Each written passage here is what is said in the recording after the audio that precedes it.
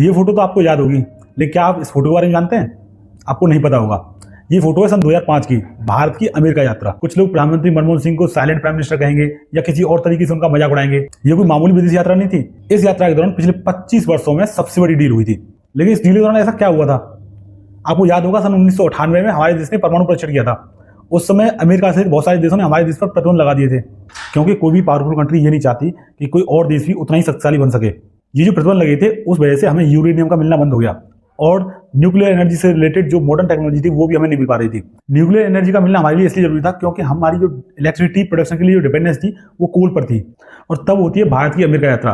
18 जुलाई 2005 को भारत और अमेरिका के बीच एक समझौता होता है, जिसे हम India US civil nuclear deal के नाम से जानते हैं। यह डील महत्वपूर्ण इसलिए बन जाती है कि भारत ने इस डील के साइन होने तक एनपीटी पर हस्ताक्षर नहीं किए थे। एनपीटी वह ट्रीटी है, अगर कोई देश एनपीटी पर हस्ताक्षर नहीं करता है तो उसे यूरेनियम की सप्लाई नहीं होगी, नए न्यूक्लियर रिएक्टर बनाने के लिए परमिशन नहीं दी जाएगी। एनपीटी पर साइन होने के बावजूद भी भारत ने इस समझौते पर हस्ताक्षर किए। उस समय पाकिस्तान ने भी इस बात का भरपूर विरोध किया था कि अगर एनपीटी पर साइन नहीं है तब भी भारत के साथ ये समझौता किया जा सकता है, तो पाकिस्तान के साथ क्यों नहीं? तब अमेरिका ने साफ शब्दों में कहा था कि इंडिया इज डिफरेंट। और यही वो समय था जब भारत और अमेरिका एक दूसरे के काफी करीब आए।